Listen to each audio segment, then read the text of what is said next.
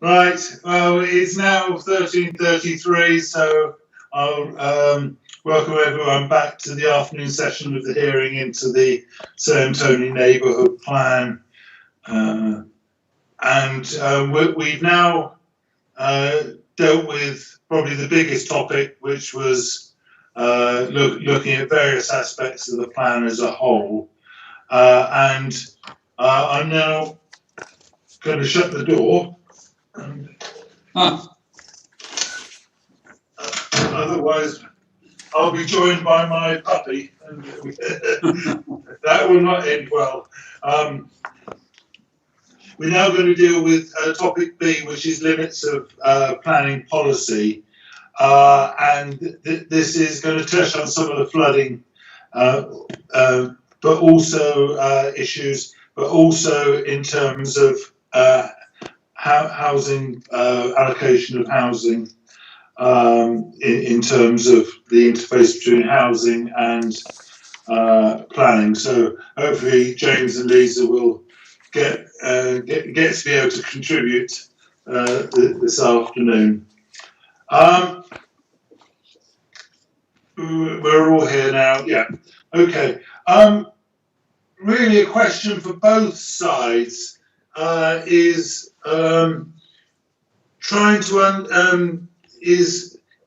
trying to gauge where the dividing line between technical standards is and planning policies.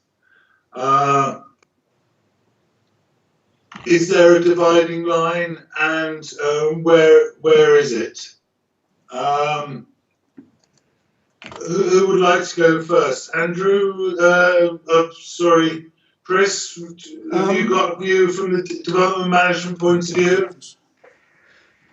Yeah, I mean, quite a bit, provided a bit of a summary in response, but yeah, I think we share concerns that they are too prescriptive in repeating what is set out either in the non-technical standards at national level, but also other requirements. I understand the council's concerns, but where would you put the boundary between what is a planning policy and what is a technical standard?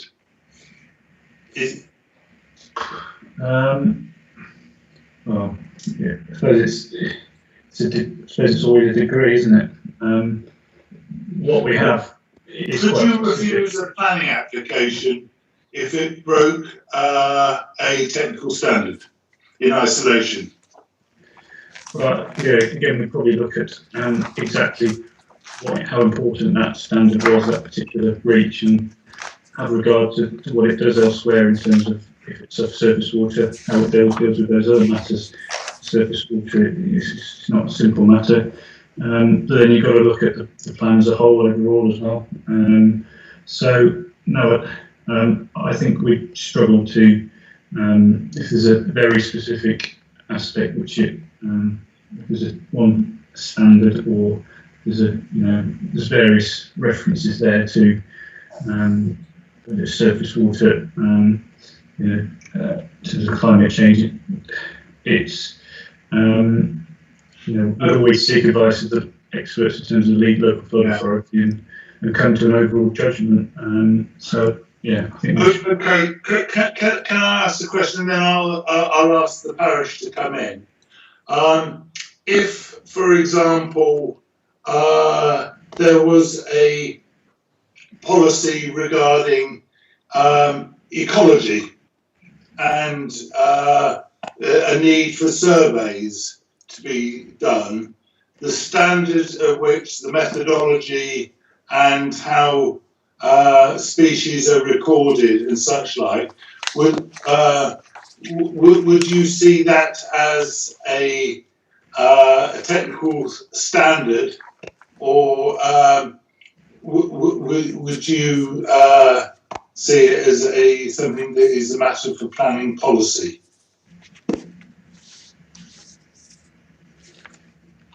Are you asking myself or? Yeah. I'm really from the management point of view. For example, there was a requirement to see if there's protected species on the site. Now, you could have a planning policy that says development shall only take place after appropriate survey work has been, you're satisfied that there's no harm or disruption to a protected species, bats or whatever.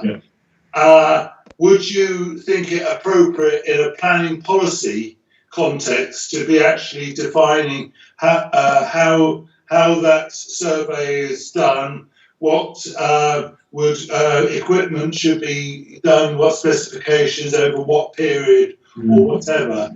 I'm trying to get where you see the difference.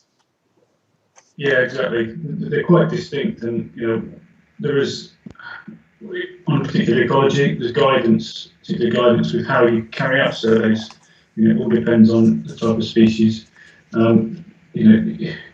It's in our view, it's too specific to include in a policy. You can't. I think we say they are too prescriptive. I think there's too much detail in it. In terms of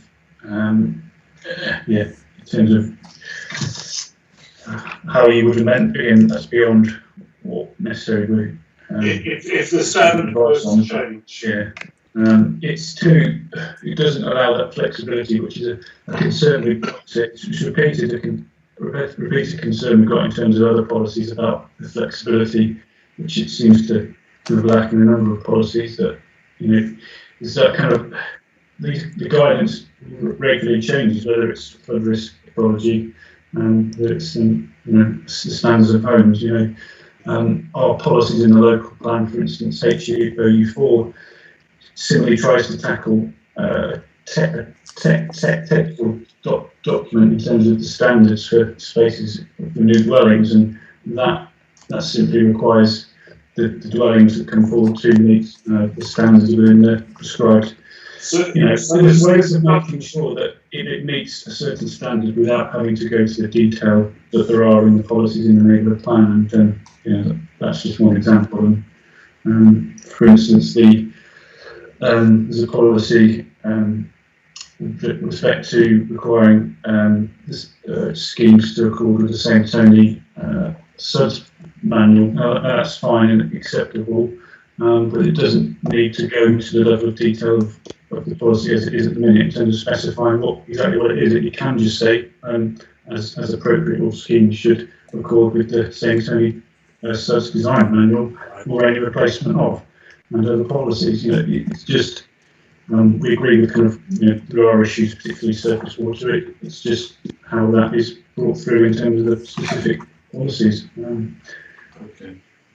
Okay. Andrew wants to come in, and then I'll go across to the parish. No, I think Chris has covered it. I was just going to suggest the usual approach I would take to a policy is that appropriate assessments, etc., are provided in accordance with either the current technical standard and any updates on that, and leave it at that, because that means the policy won't get out of date as soon as the technical standard changes. Okay, I will come to the parish, but I just want to raise something with you. Chris, you seem to indicate that you are comfortable with the advice set out in the SUDS guidance that have been produced by the parish council. If the policies were to refer to specific surface water drainage schemes shall be submitted to and have regard to the policies with the specifications set out in the parish SUDS guide, would you be comfortable with that? I think in broad terms, yes, it's it's okay. Yeah. Okay, Chris. Can I ask, in terms of the parish council, where you see the difference between a technical standard and a planning policy, and are they one and the same thing? No, they're not one and the same thing. Technical standards, I would say, is what we reflect in the SUDS manual. They're the nitty-gritty, finer detail. The policy states the criterion any applicable application should meet. And I would say, I don't myself, and I don't think the parish would think, that any application could be rejected on the basis of failing one criterion. The other Chris will come in, but my understanding is that any planning officer looks at the balance, looks at the sustainability, and will often, in their reports, recommend to the planning committee that this application essentially passes policies A, B and C, but contravenes some aspect, but on balance it remains sustainable and we recommend approval. So I don't see individual criterion should be picked out as a reason not to accept these policies. So should the policy be caveated in some way, or are you suggesting that less weight should be given to, if there is a requirement that you shall, it will be acceptable if you do A, B and C, and it only meets A and B, that it would still be compliant with policy, or are you suggesting not at all. Part of the other material considerations? No, not at all. Policy is policy, so it either complies or it doesn't. That's black and white. I think it's outside our scope to make those decisions for Breckland Council on when something contravenes, let's say, a single policy criterion. Is that good reason to reject that application? There may be mitigating circumstances. It may be seen in the grand scheme of things that,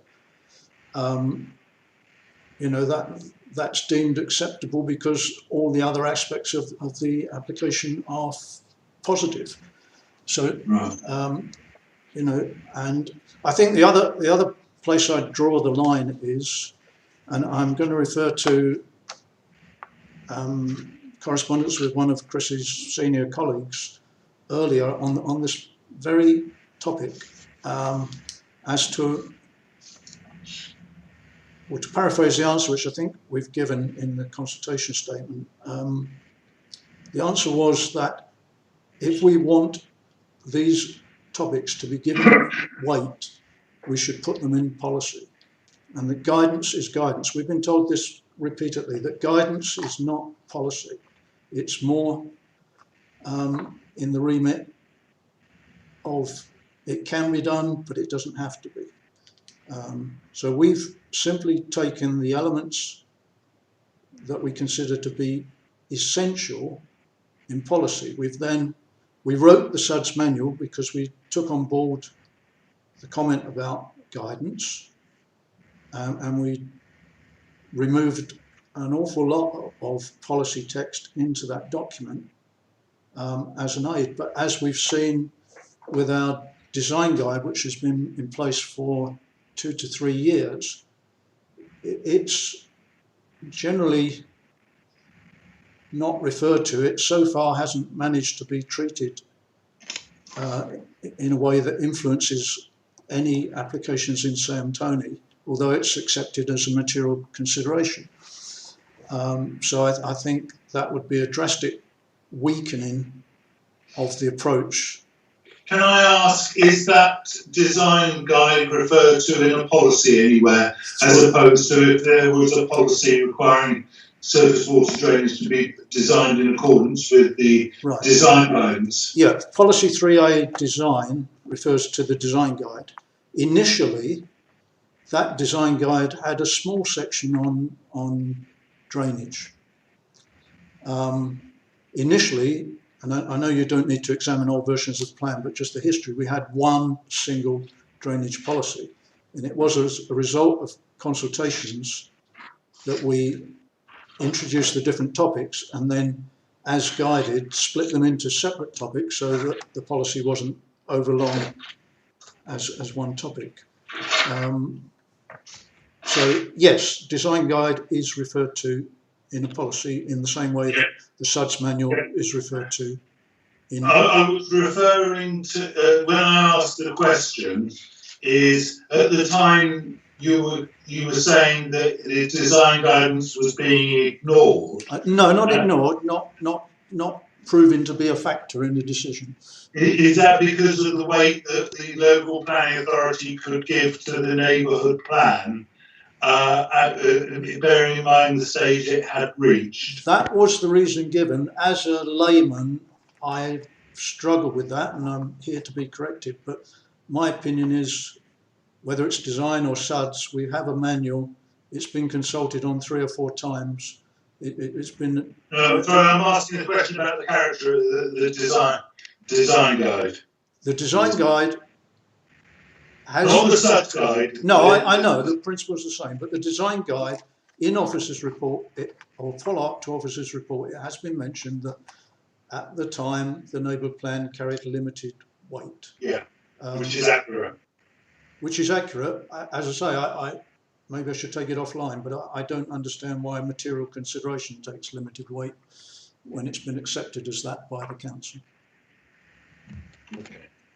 I also would like to say, John, as I've stressed in our responses, that the lead local flood authority and Anglian Water are wholly supportive of these policies, bar one small criterion in one policy by the flood authority.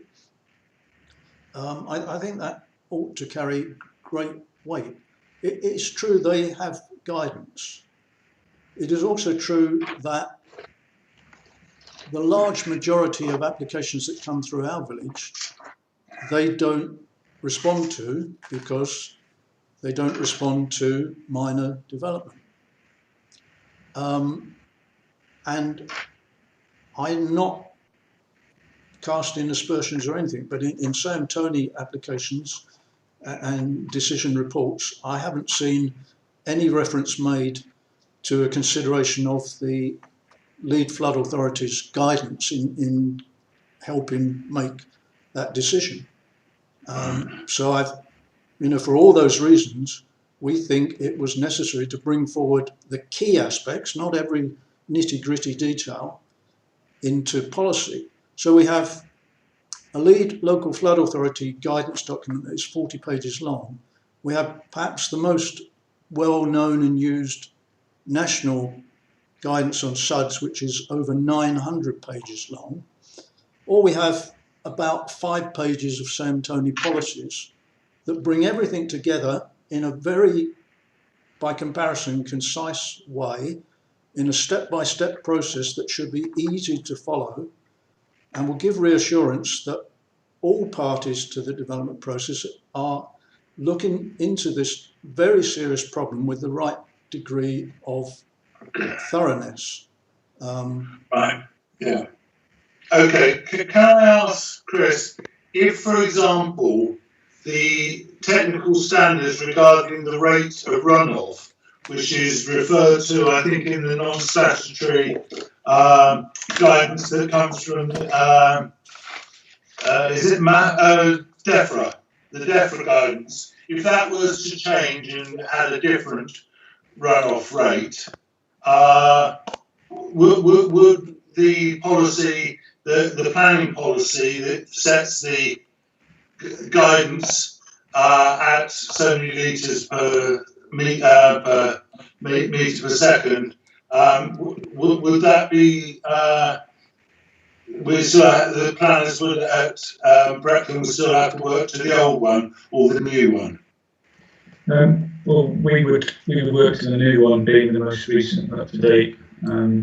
Even though the planning policy, you see, this is the issue about putting technical standards in planning policy, and that is the question: is if the technical standards change, you have to you're still stuck with the old planning policy, and actually revoking and changing the planning policy is not a straightforward thing. So I think you might be stuck with the what does the development plan say?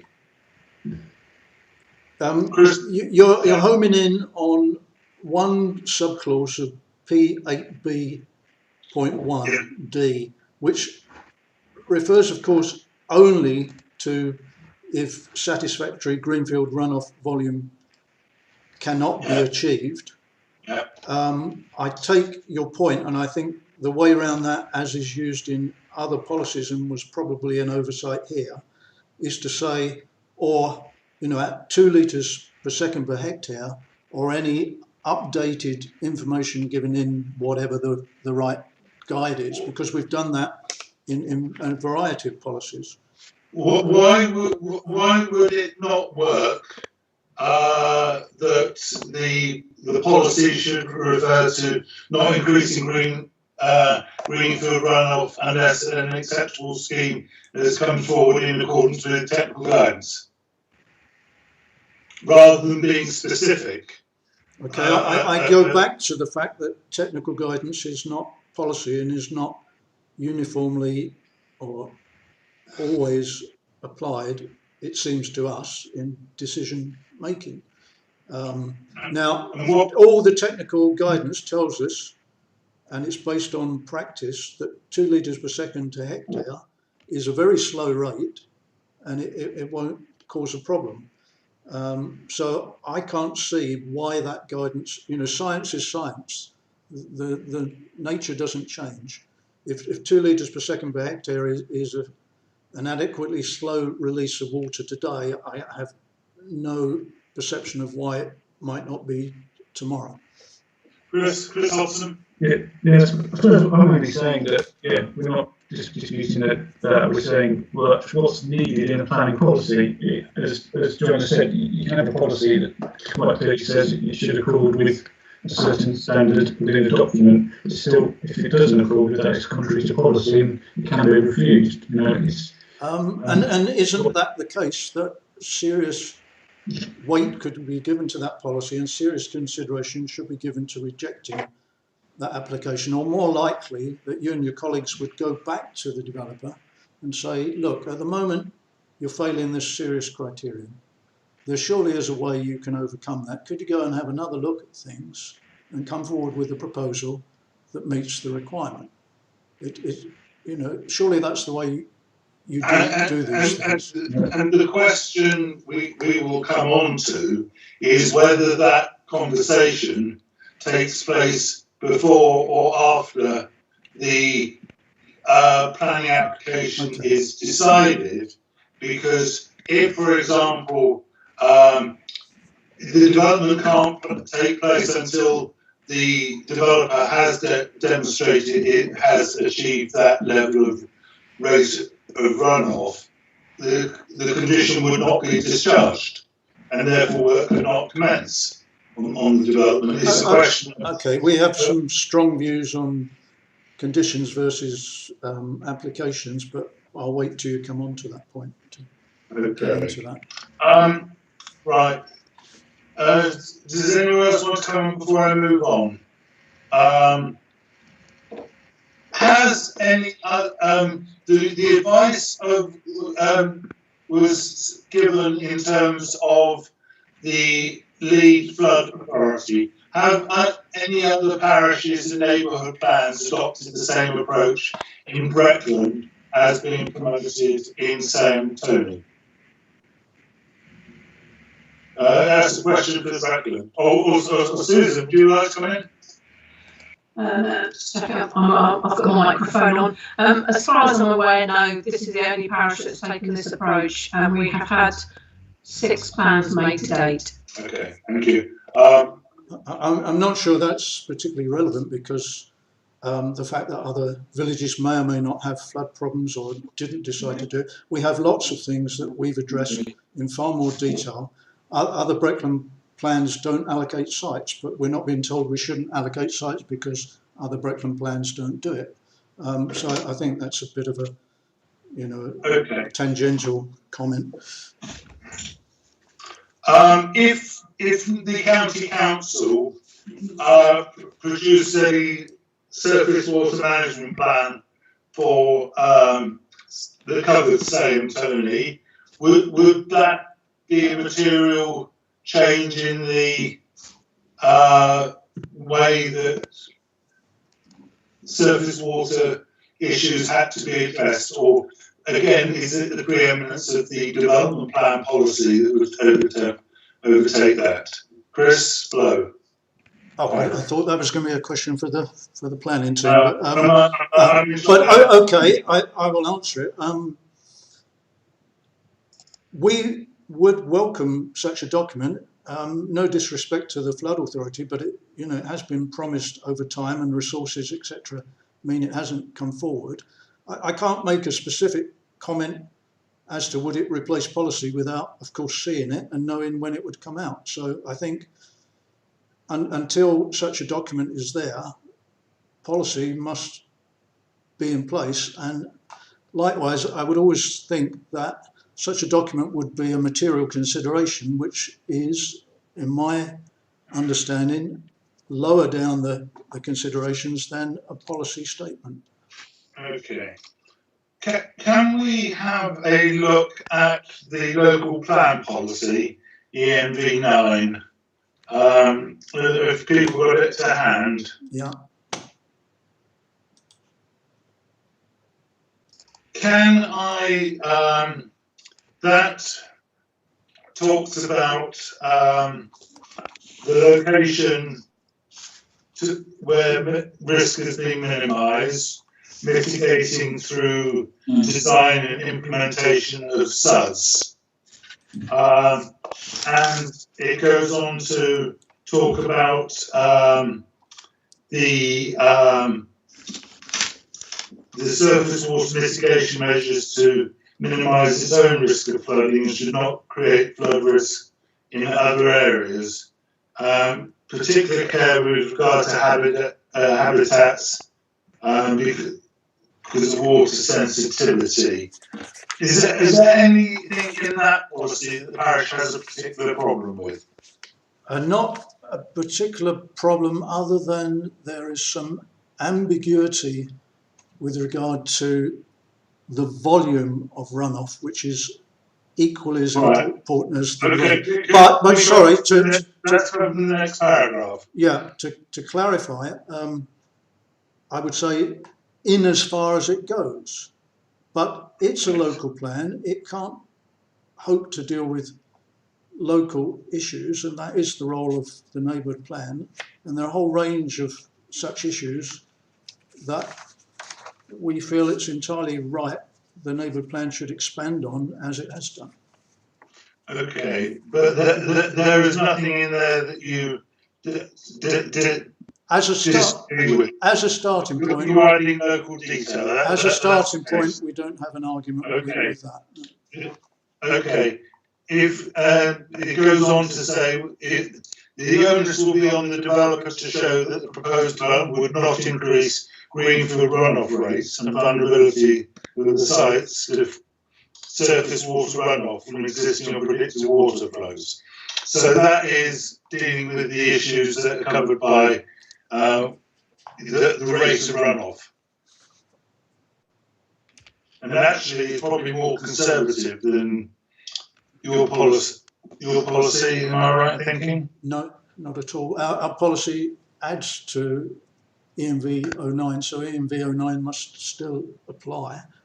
Right. And we've going further. We're making clear how that criterion will be demonstrated as being met, because if a scheme that achieved that objective came forward but in a different way, would that be acceptable?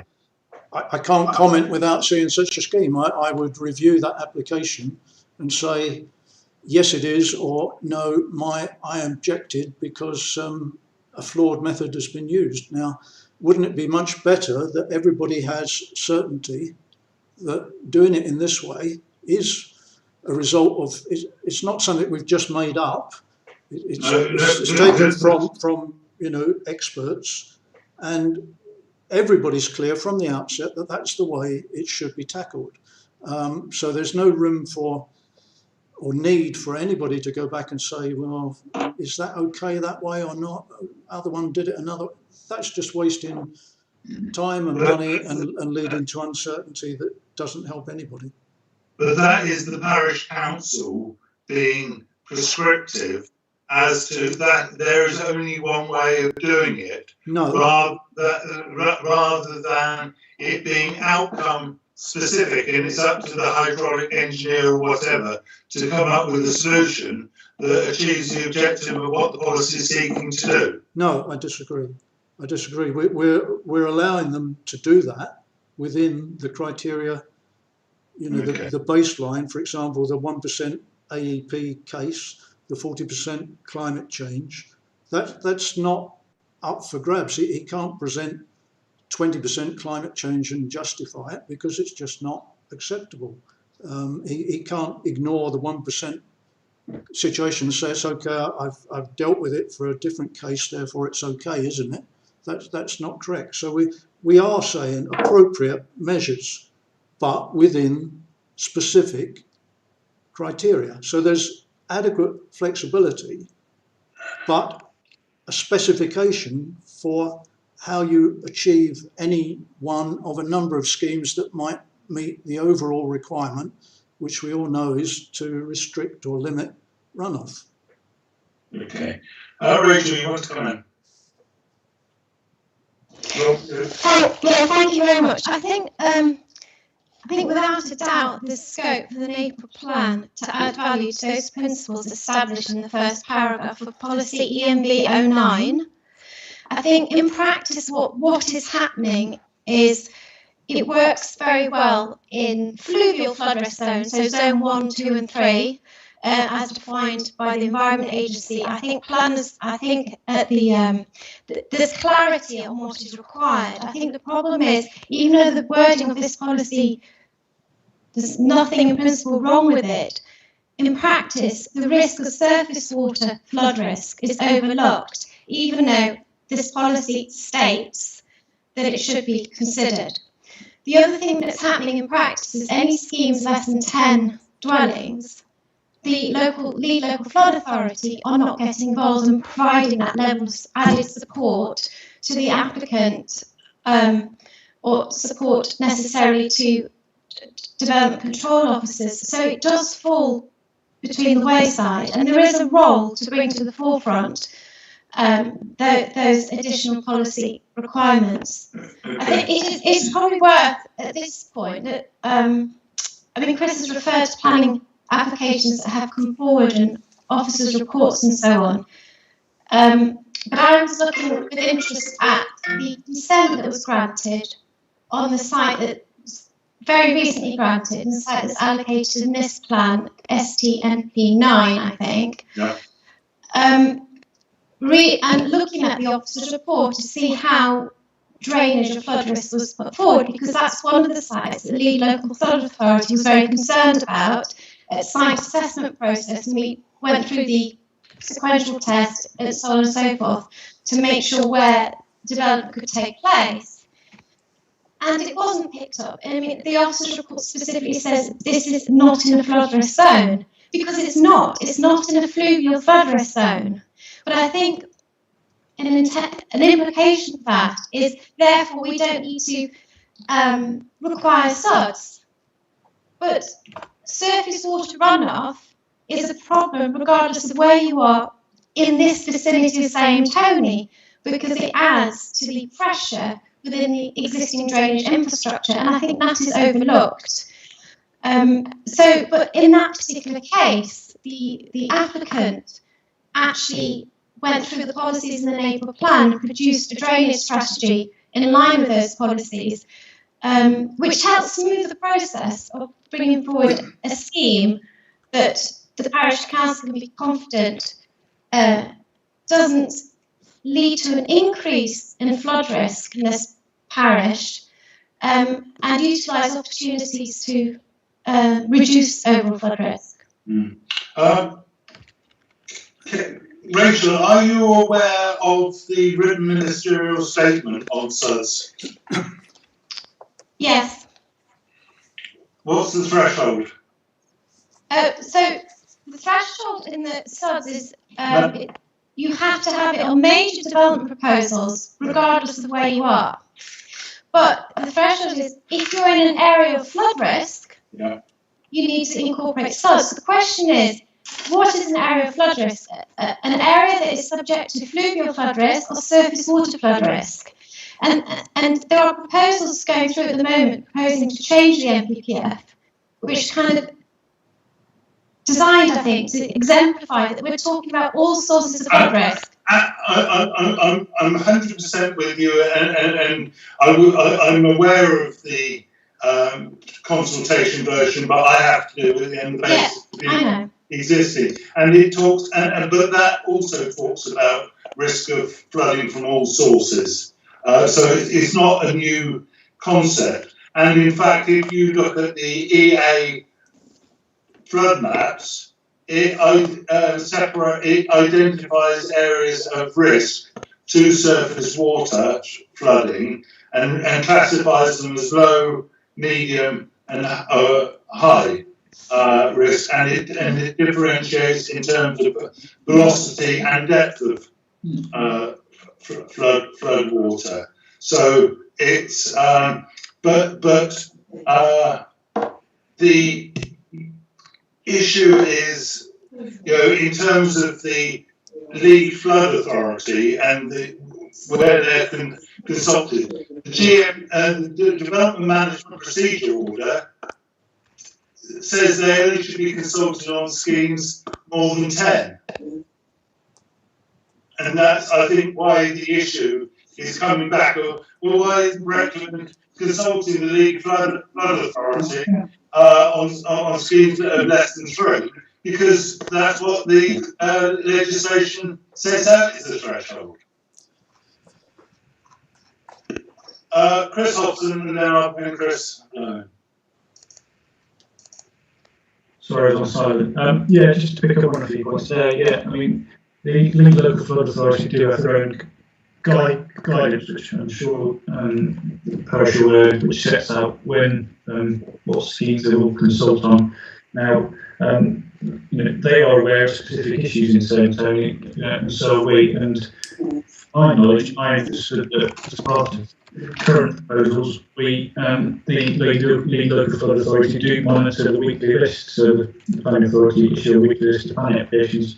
So, from my understanding, we're understood that the LFA would monitoring that and reviewing that to see if there were sites coming forward in specific areas of issues. So there is that element, and it would always be officers' consideration during the application that if it was considered that there was an issue on this site, particularly for the risk of surface water, groundwater, whatever, because it is all sources, then they would consult the Lead Local Flood Authority if they deemed it necessary. I'll look at the particular issue, but I can't really comment on each specific application and case. Yeah. And I don't want to go down that route. Is the expectation of the neighbourhood plan that consultations are required on schemes less than 10? Okay. The way it's worded for the Lead Local Flood Authority, yes, and that was an agreement we thought we had with them at an earlier iteration. It wasn't put in without their knowledge. But this time around, they've asked for that to be removed, which we respect. In the case of Anglian Water, we likewise had a requirement, and based on their feedback at Reg 14, we amended that phrase to something like they're willing to look at the smaller schemes when requested to do so by Breckland Council, and that may well work for the Lead Flood Authority, because otherwise the Flood Authority, I think, will simply say it's less than 10, we have no response to make. And so it comes into Breckland Council's remit to ask them to look at a specific site because there's a specific concern. But yeah, just to add, we have no misconception that the Flood Authority will always look at sites less than 10 houses. That's understood. Yeah. Because in your policy HA, it should be all proposals in areas of high, medium or low risk, regardless of development site, shall be reviewed by the lead local flood authority.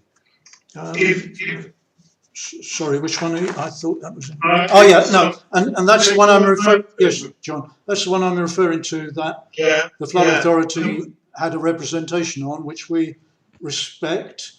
Right. I would just respectfully say, rather than delete it, could it be done in a similar way? I'm just looking for the clause. The one directly below, 8A.6, regarding angling water. But if that's not deemed suitable, we bow to the representation made by the flood authority on that one. Okay, where I'll be upfront. The purpose of a planning policy is to dictate how a planning application is to be determined, as opposed to how it's to be processed. This policy is not actually about the outcome of the planning application, but rather who should be consulted on it. And the question is, if for whatever reason a planning application is not consulted on, does it have to be refused because it doesn't meet that requirement? It's the issue of the boundary between process of how a planning application should be processed, what information is provided with the thing, the process, who's consulted. That is dealt with by other legislation than by the development plan, which is about how a planning application should be determined. Okay, but we're asking, if you like, I could term it a guarantee that the flood authority would be consulted in certain cases. The flood authority, okay, they don't like that, so we'll respect that. But in the case of angling water, they're entirely agreeable with the phrasing. They contributed to it. I'm not sure I've got evidence that they're consulted otherwise. Now, consulting can be, as I said, at discretion of Breckland Council. The consultation can come back and say, we have no comments to make. That's a consultation, but it's happened. You know, the village is reassured that the right people looked at it in hopefully the right way. We can't ask for more than that. But if I've got a note that Anglian only consulted on schemes greater than 10 units, and I think I got that from their Reg 16 comments. No, that was the lead flood authority, I believe. No, I think that was Anglian. Okay, but they didn't object to 8A6, because surely if Breckland Council asked them specifically, look, we've got this 5-house site, it's in an area at risk, we're not sure about it, we'd like you to have a more specialist view on it. That's for Breckland Council to do, and Anglian Water can respond as they see fit. So I don't see any problem with that criterion, and I think the same thing would work with regard to the flood authority. Okay. Right. Again, we're in territory as to what's information goes into setting technical standards and what is policy. Planning practice guidance only refers to minimum standards of operation being appropriate, and care arrangements for ongoing maintenance are required to be submitted with a planning application. So it's not saying that plans need to have policies for minimum standards of operation. I'm asking really the question. The local plan policy talks about best practice and lead flood guidance, which includes methods of ongoing maintenance and adoption. Why does the neighbourhood plan need to go further? Because,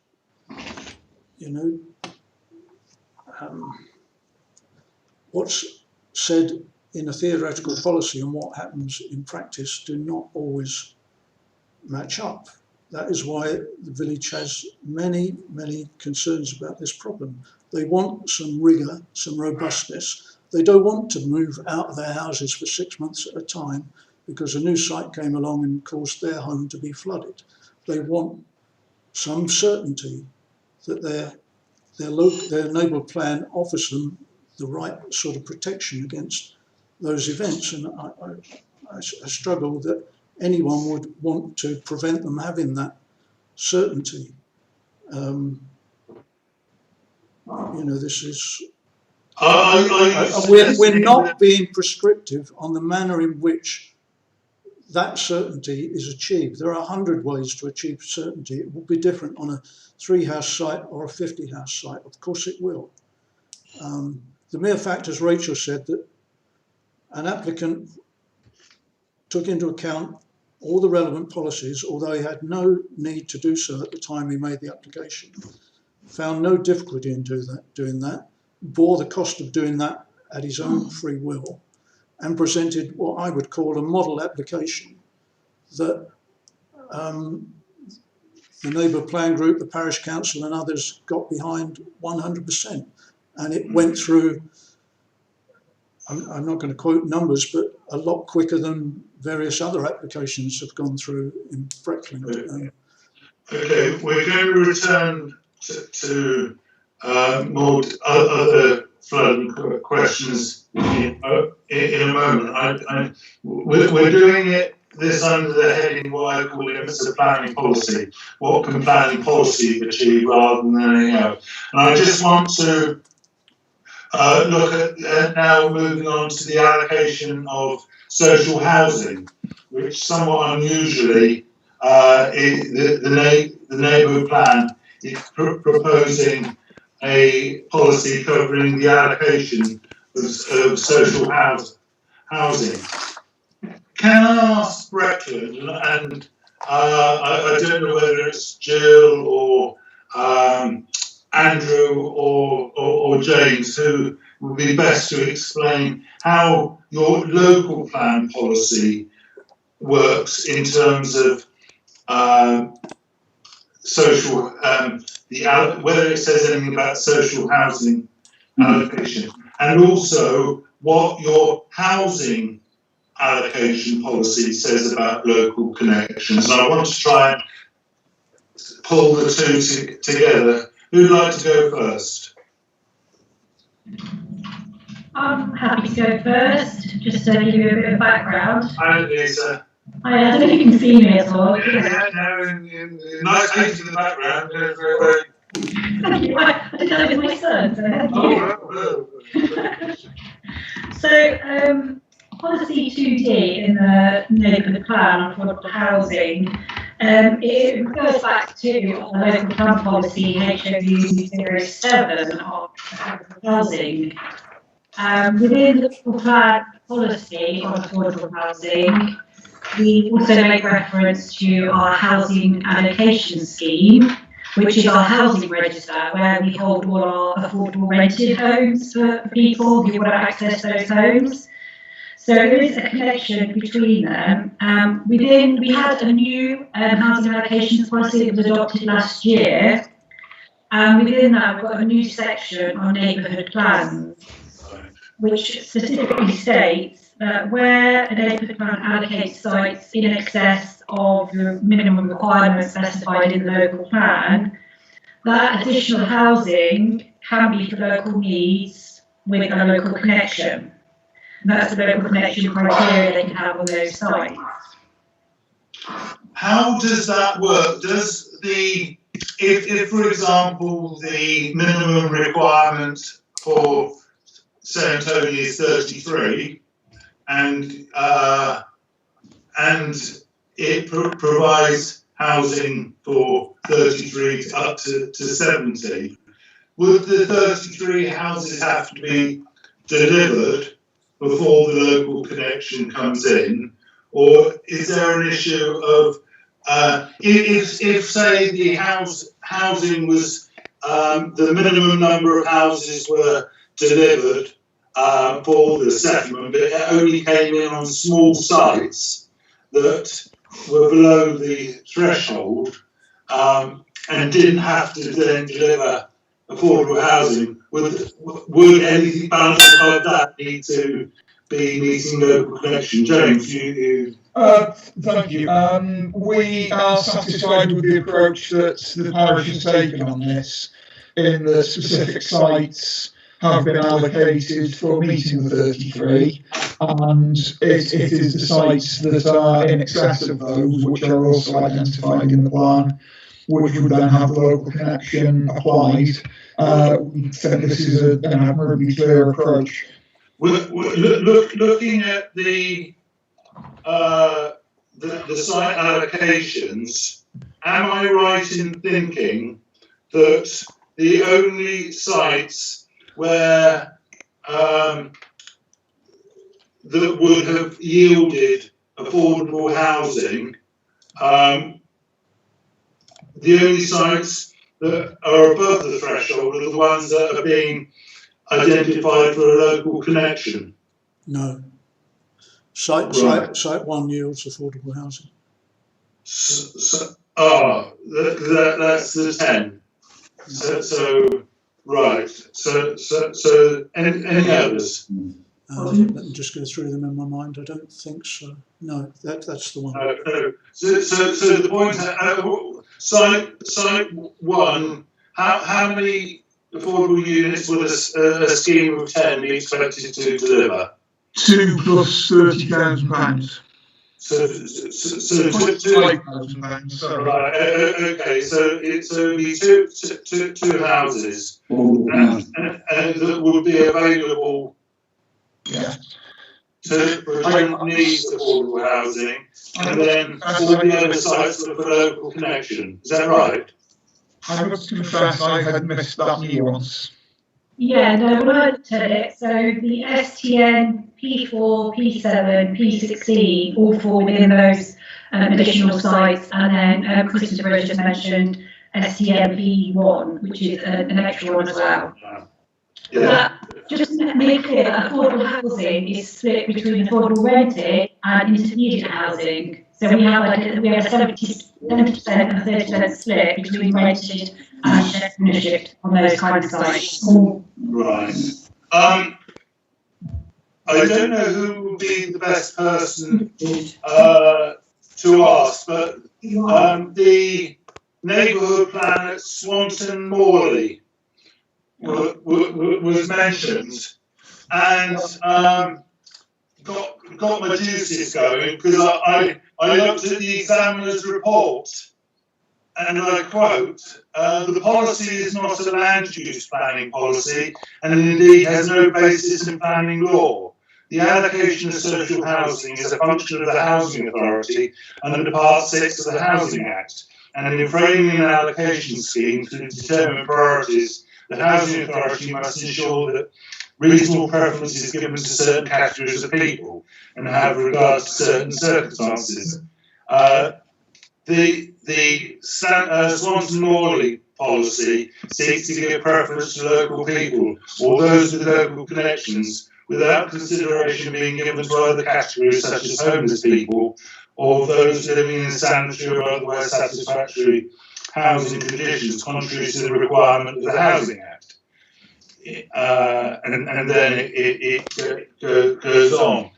I have to say that is the approach I have, in the past, always come to, that actual housing allocations are a matter for the Housing Authority rather than the Planning Authority. But I understand in Brecon that it is a different rules, and that's the bit I want to understand. James. The allocations policy to which Lisa referred earlier was developed in part after the Swanton Morley neighbourhood plan to form effectively a compromise whereby where the local plan identified need is exceeded, the affordable on the sites above that go to local connection first. but only for a period of 2 weeks, initial period of 2 weeks, and only where the neighbourhood plan actually contains a policy requiring such. If no policy were to be included in this neighbourhood plan, requiring that to be the case, then it would not be prioritised for the parish and would revert to district needs. Okay. Can I understand from the planning policy point of view why the examiner's recommendation that the Saham Toney policy be deleted? The policy was kept. And I'm not being precious regarding the examiner's recommendation, because more than enough of mine have been not accepted. It's just understanding what the rationale was for rejecting the policy. Andrew, can you help on that? Can you recall? Or Susan? Susan, Yeah, it's a bit of a difficult one because no one at this hearing was involved with that decision making. Right. Okay, so it's difficult for me to understand. Is that something that you could do a note for me? I would have to probably talk to another officer in the council to do that. I just need to understand, there was a basic condition which I must admit was going through my mind, that comes in. Lisa, can you shed any light? I can't shed much light, but when we initially had conversations with our executive manager, Matthew Hogan, he was the one that instigated this. He's now in a different council, he's at South Holland. But when we had a team meeting, he brought this subject up. And he said it was politically driven. And it was, as James said, a compromise that had to be made to get everyone on board. That's how it's explained to me at the meeting. Right, okay. I am conscious that this meeting is in the public domain. The parish council, Chris first, and then Rachel. Yeah, forgive me, but I think the exam report you referred to was Swandon Morley's first exam. I've spoken at some length to the Swandon Morley parish chairman this week, just to be right up to date with what happened. So, as you say, that examiner wished to delete the policy. I think I remember him saying that Brecon Council at the time supported that decision, but Swandon Morley didn't. To cut a long story short, they had a long and, as he described, cooperative process with the housing department, which, among other things, resulted in the updated housing allocations policy. I have been unable to find a copy of that second examination report anywhere online, but as related to me, second time around, the policy was accepted by the second examiner. Rachel? Yeah, I think that's exactly the point. I don't think Brecon District Council have departed from the recommendations of the examiner's report. I think it's really important to confirm that. What happened is it was subject to a revised a new examination. Some changes happened to the plan, subject to a revised examination. That second examiner's report is on the Brecon District Council website. I've just checked now and it's still there, and that policy is through. So the Saham Toney Neighbourhood Plan is exactly in line with that examiner's report. And I don't know the full story, and I think it would be very useful if Susan could provide you with a comprehensive note of what happened. But I don't think it was as simple as Brecon not liking the report and then commissioning another examiner's report. I think it was thought through more than that. It was revisited. Right. In my experience and knowing a lot, I have seen affordable housing policies that have where the planning policy says the the occupation shall be made in accordance with a housing authority's allocation policy, which does make provision for local connections, and it is done under the purview of the housing allocation policy by the housing authority rather than as part of the development plan. But it is understanding if there is then a cross-reference between what is in a neighbourhood plan that I need to get my head around, because this is new stuff for me. James? Yeah, that's where we become slightly circular. If I may quote from 517(1) of the Grassland Allocations Policy, where a community adopts a neighbourhood plan that facilitates additional housing, and it goes on to explain the matter we've already discussed. But the next sentence states this approach will only be applied where it is supported by corresponding policies within an adopted neighbourhood plan, and Susan will be wincing at that because it should say made, and that's me through. So I think that all parties need to be clear that I certainly see the point you are making, John. But if that policy were to be stricken from the plan that went forward, there would be no possibility of providing the additional homes for local needs within the allocation policy. And it can't be done just through the housing allocation policy with regard to local connections. That is from the housing allocation policy that it's only permissible where so if there is a village that doesn't have a neighbourhood plan, affordable housing is provided, there is no provision in your housing allocations to give preference to people with links to the village. Not if that affordable housing comes forward under HOU 07. There is a policy. Grassland HOU 07. Yeah, is that the affordable housing policy? It is, but there is another policy within, which is HOU 14, which is our exception site policy. Right, I want to that brings me nicely, because I want to understand the difference between the policy on as per the Swanton Morley plan and how I understand a rural exception site would operate, which can specifically link it to local housing need. So my reply to that would be the Swanton Morley policy operates in conjunction with HOU 07, the standards affordable housing policy, but acts as a restriction upon that.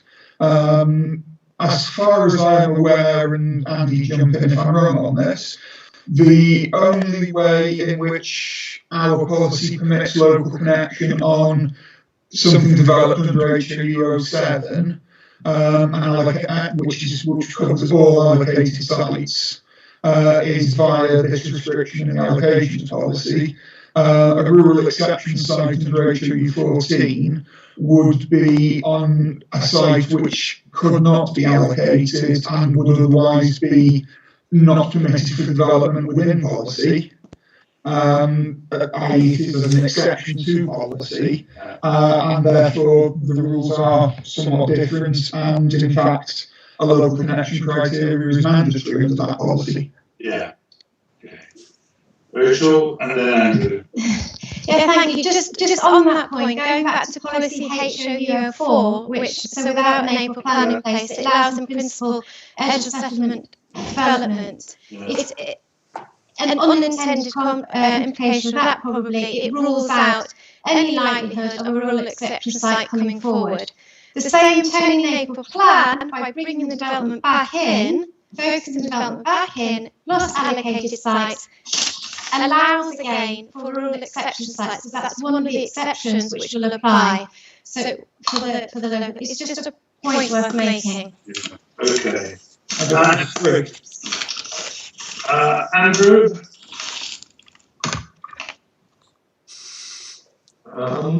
I'll just like to clarify that last point that Rachel made, if I may. Unless I'm misunderstood, my apologies for that. My understanding would be that if there was a demonstrable local need that could be fulfilled under an exception policy, a site could come forward outside on a suitable site outside the confines in a village where even the 5% have been significantly met. So HAE4 would not rule out a pure exception site for under HAE14. That is also my understanding, Andy, with the proviso that an exception site cannot be developed on a site which has been allocated under Otherwise, neighbourhood-wise, in principle, an acceptable site. Indeed. Rachel? Thank you. I think the point I'm making is by allowing the principle of edge assessment development, you're raising hope values of the land value.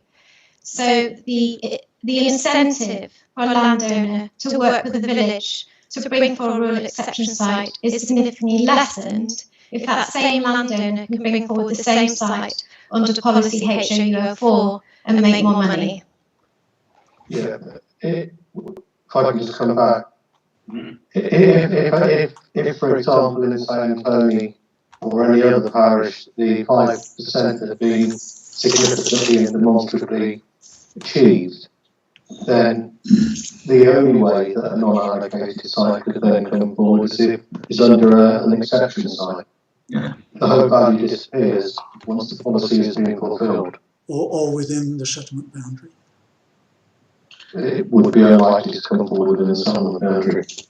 We would not look to support an exception site within the settlement boundary. It will be an exception because the presumption is in favour of development. Yeah. Indeed. Exactly. Unless I'm in planning, you never say never, but it would need to be some fairly extraordinary circumstances. What would be helpful for me just to bring this to a close is, could I be sent a copy of the allocation policy that refers to the a neighbourhood plan?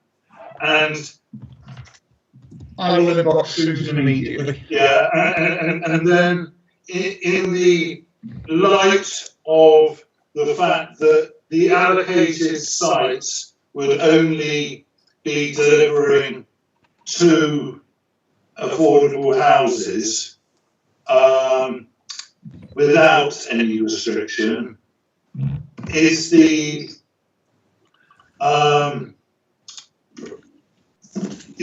parish, is the Brecon Council still happy that the 3 sites can be identified as additional to the 35, because it depends on what order the sites come forward on.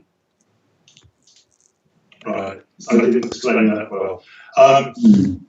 Okay, let's ask again. The normal presumption is that a neighbourhood plan would meet the housing requirements that have been set by the local plan, and that will be expected to yield a certain amount of affordable housing without any local connections,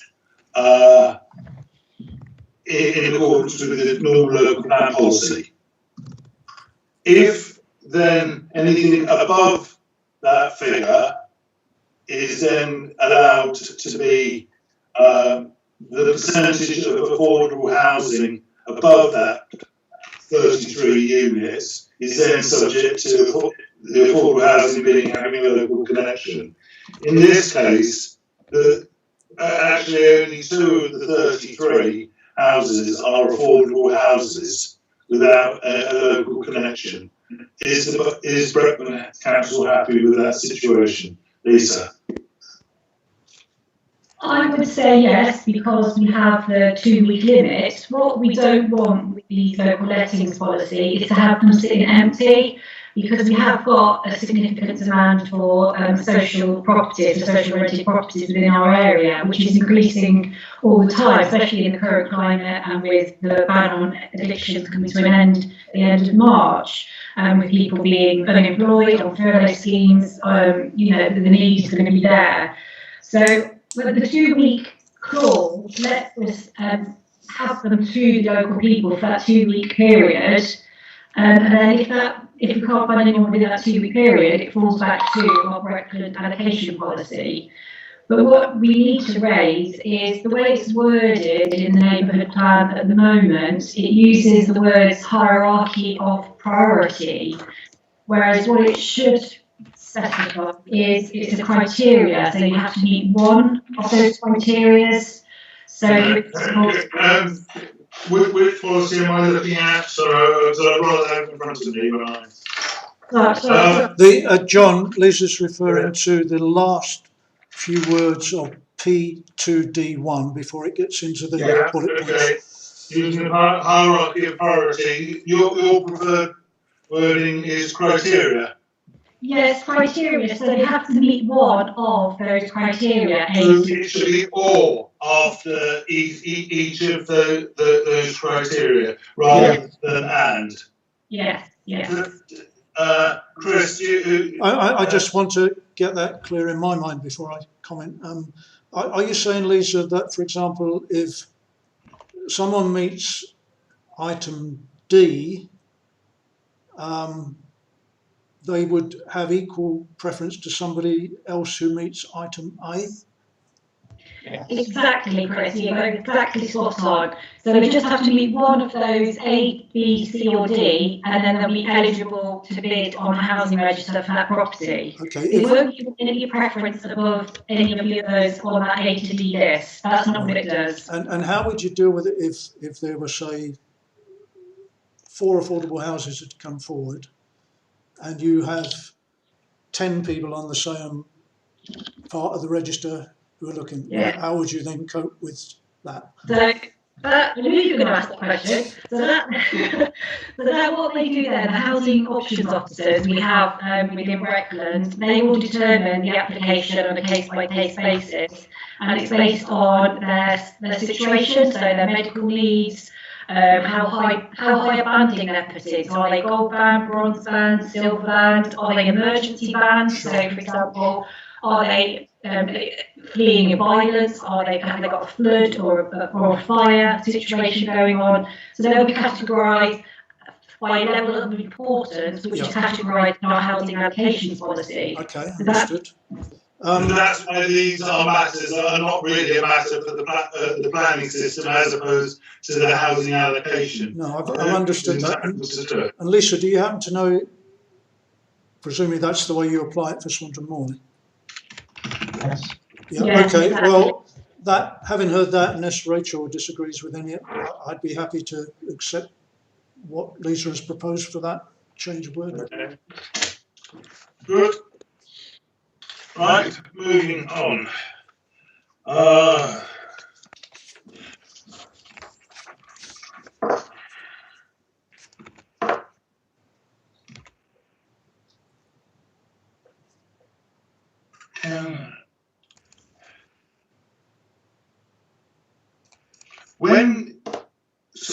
I'm just looking at a note I made. Can rural exception sites be meeting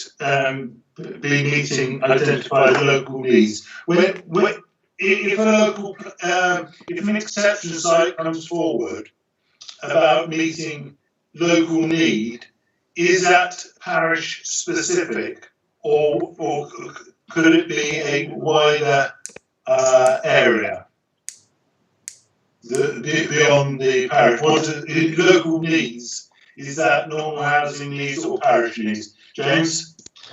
Normally, in a larger parish like Saham Toney, it would be just the parish. Yeah. However, if they wish to work with another adjacent parish, other than Watton, which is a town, we would not object to that. In fact, that's an approach that we are taking in one of the southeastern parishes between Thetford and Diss at the moment, where a survey just in the parish has shown a need, but such a low need that we cannot economically deliver that quantity of housing. Right. So we are looking to team them up with adjacent parishes to produce a higher need. Right. Okay. Can't sit there any longer.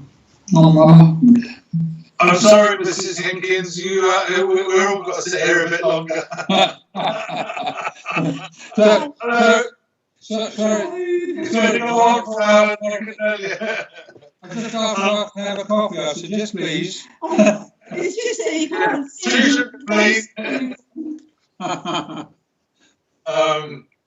Right, I'm now proposing if there's to move away from what I tried described as limits to planning policy, which is the technical approvals and such like. Rachel, you want to come in just before we move on quickly?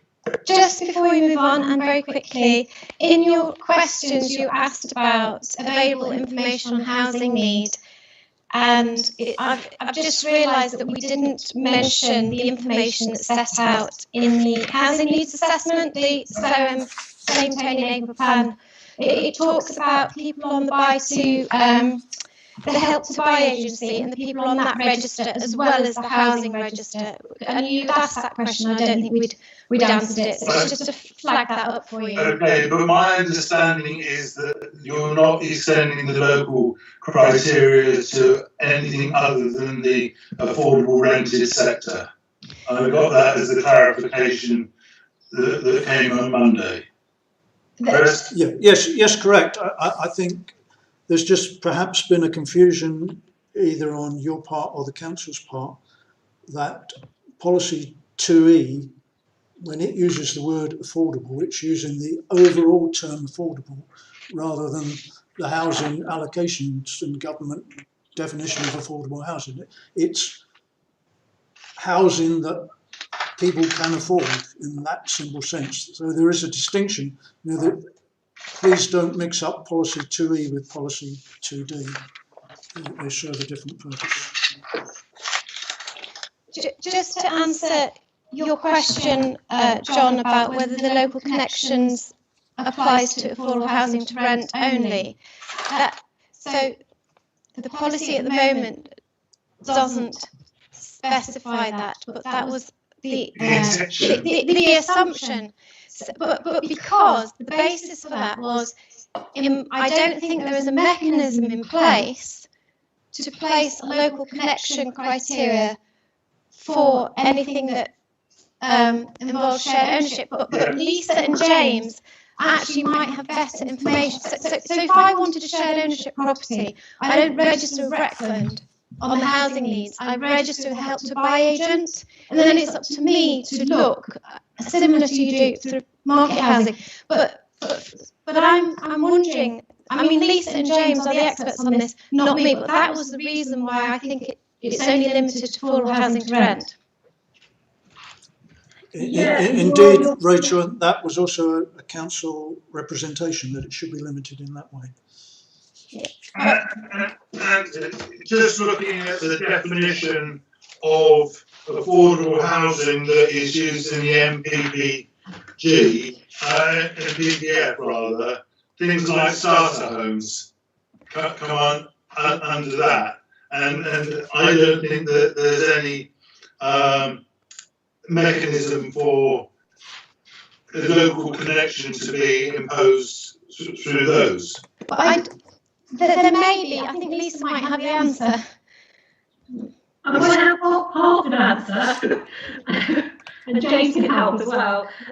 We don't have any starter homes. We haven't done any starter homes within Reckland, so our preferred intermediate affordable homes are shared ownership or the equity loan, which could only come to an end in the end of March. But with shared ownership, what we do internally is we do an assessment when it comes through the Help to Buy agents and the developers. So they assess them through their criteria, so the financial criteria, and if they're eligible for those kind of properties. And then we get a housing needs report assessment, and either James or myself, we go through it and make sure they've got a connection to Breckland. We look at their wage slips, for example. We make sure they haven't got a huge amount of equity, so they can't buy the open market. So, for example, if someone came to us and said they got £200,000 in the bank, we'd be like, well, you can afford the open market. You don't qualify therefore for a shared ownership. So we do our own internal assessments.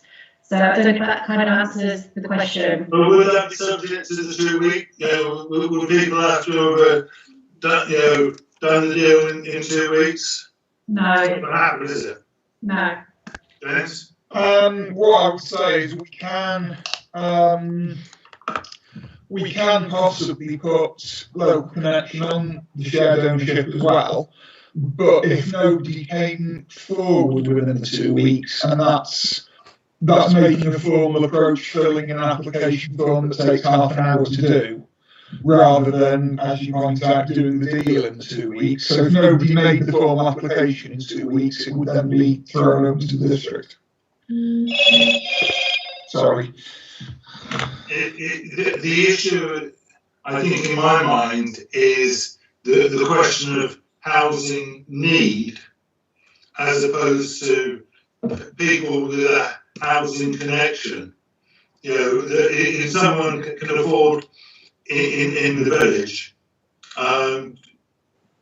do they need to be occupying affordable housing through the whole route, right?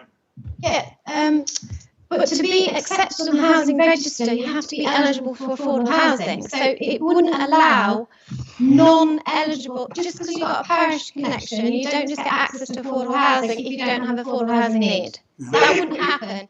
Agreed. Through the help to buy route, the same applies, except the eligibility criteria is different for social housing as it is to shared semi-market housing. But if you register and look for a shared ownership scheme through the Help to Buy method, some of the houses that you look through do say there's a local connection on here, but that is done by the registered provider. So there is some possibility, but I don't know how to tie it into the policy. And the other question is that local connection with Breckland, or is it actually within the Pacific Village? It can be the village. Oh, it gets even more complicated. It's really complicated, but the only form of affordable housing in Saham Toney is affordable housing to rent, and there's one shared ownership property at the moment. Yeah, okay. I think. Right. I've now finished my topic B, and I'm proposing to